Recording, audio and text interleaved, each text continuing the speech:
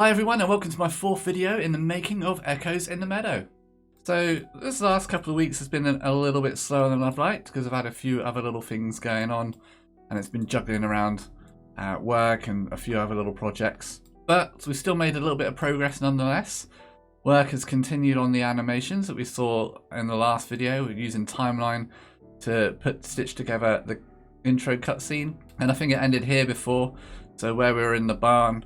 I've now added in the stables to this new area, and previously the shot ended here, but now there's a couple more seconds. The door's going to open, and then you're going to switch to a camera behind the rancher as he's walking in. It's going to be about here. I'll play it in a second, and then you cut to a shot of looking at the horse on the floor. So let's quickly watch that and have a look at how it's looking.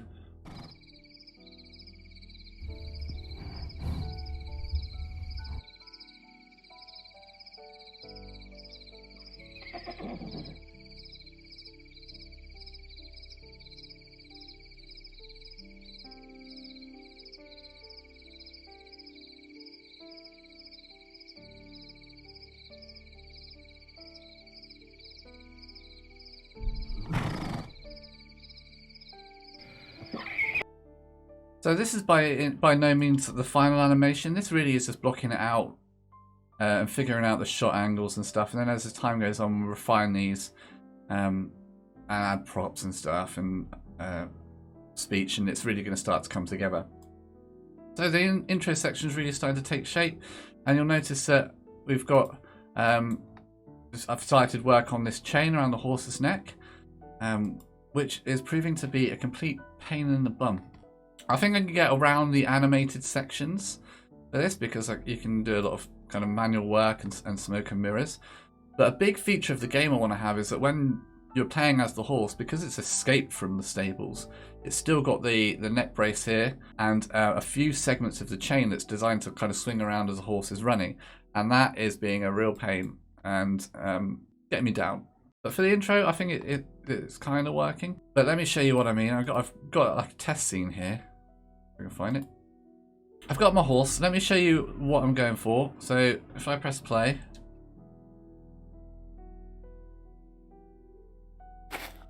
So you've got the chain around the neck. And then I'm running around. Now this one is just fixed in place. It's just a 3D model that I've had to apply some bones to, and then that stays in place. But the only problem with doing it this way is at the moment there's no movement to it.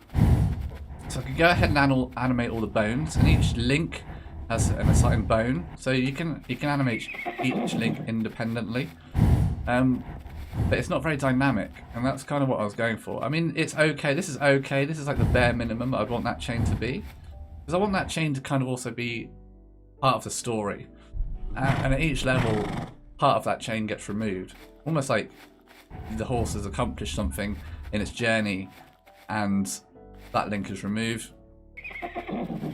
But it's just not very interesting to look at. Let me show you what I mean, because I started working on a dynamic one. So if I extend my horse model here, you can see on my spine, I've got it attached to the neck bone. So everything to do with this chain is kind of on the neck bone, specifically inside neck 2. So I've got this chain attach point here, which is connected to the root bone. So that attach point is always going to follow. And then I've got the chain connection. And at the moment I've just got the chain. So this is the one that's been skinned and fixed to the player. And as I said, you can go ahead and animate those bones to make the chain move. So I can go ahead and do that. So I might be able to write some scripts that make these interact, but then to make these wobble a little bit, to give it a bit of movement. It's not really what I was going for. Let me show you what I was going for. If I activate my dynamic chain, and this is all done in Unity, and each chain block has a character joint associated to it. You can use a hinge joint, but from experimentation, character joint seems to give a little bit more realistic movement. And you know, when you press play and the scene loads up, those joints for each link look really good. You can see it moving around there as the horse is moving its neck. And then as I move the horse around, that chain swings around, and that looks really cool. I was so happy with this. The problem is, if you watch the joint by the neck, just around here where the chain meets that top link, as I move around, it starts to pull away from where it should be, and then it slowly moves back into position. See, it's like coming away, and that's made even worse when I run. You can see it really starting to move away, and then as I slow down, it comes back into place where it should be. So I really like that, the swingy look of that chain, but when you run around, it just looks like it's broken. And then sometimes when you like jump as well, the chain can spin around and the links come apart from each other, but then they slowly come back to one level. So there's a few things I tried to kind of rectify that. I'll say a few things. It felt like I spent like days trying to make those stick together. I increased the fixed time step underneath the time in the inspector. I had to drop it down to quite a low amount. I think it's like 0.06. Which is going to have an impact for sure. I think certainly on the CPU side, where it's having to calculate those physics steps. You see, that does solve a problem. It doesn't come apart so much. It's definitely better when I'm running, and you can see like at standard like trot pace, it's fine. And then as I start to run, it does come away, but not so much. And I don't want to increase that value anymore because it's ridiculous. And then I read that you really shouldn't. It's not a great idea to mess around with the fixed time step value, because eventually I want this game to go onto consoles if possible, and performance is going to be a massive issue, and I don't want to do anything that jeopardizes that.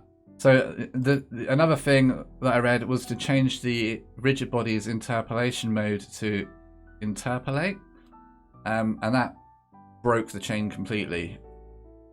Well, the segments just weren't linking up at all. It might just be that they have to be rebuilt. I'm not too sure. So I'm not really sure what to do at the moment.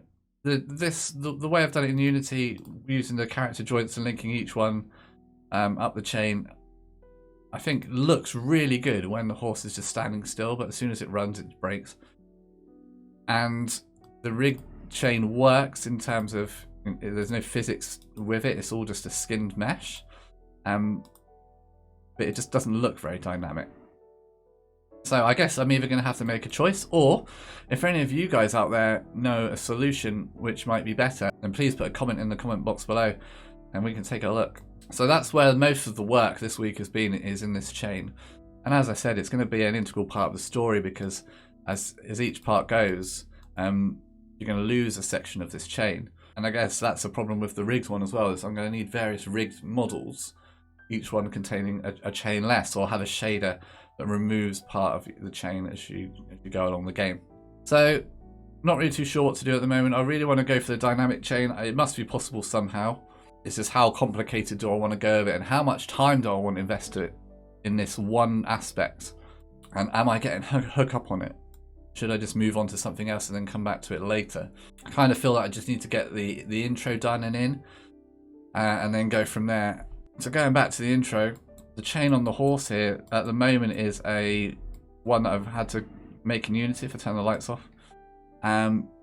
This chain is again attached to the horse. It's attached up to here, which presents a problem because as soon as the horse animates, the chain, every link in that chain moves with that horse. It's kind of relative to the bone that we've got rigged to it in the horse. So on the chain piece on the wall, it's just this art. This isn't associated with the horse, but this is where the chain is supposed to connect to. And if we run the game, you go to this scene, you see like the chain's working. See, it looks really cool. However, the endpoint is also associated with that bone, so it's animating away. And the intro is not so important because it doesn't really matter too much where the end of that chain is, because for the first few shots, I'm going to be quite tight into the horse, so you're not going to see the end of the chain. Up until the point where the first bit of interaction comes in, I think the camera's going to be up here, and the end of the chain that's quite important, because there's going to be like this scripted event where you have to press a button and build up power for the horse to pull on the chain to make it snap. So I might have to bring in the plugin. I was thinking about OB rope for that, but I think I might still be faced with the same issues, that I'm trying to attach part of that rope to a skinned object and it's always moving around, and it's making something follow a correct point on that and making it look like it's stuck in position, so, and not shifting around too much when the horse is moving its neck. So OB rope might be a way to go, and that's a paid for asset, and I've used this a couple of times in the past on various different projects, and it's always been really, really good. And I think if I remember rightly, there is like a section on chains and stuff. Oh yeah, here we go. So here's OB rope. You can see there's an object there with a chain, and this doesn't use physics as far as I know. This is another kind of technique for doing chains and ropes. So it might be that I start to use this package and just see if it does what I want it to do, and then go from there. So that's where we are this week. So still working away. Things are going well. It's just running into some issues now, and it's good to be running into them at this early stage.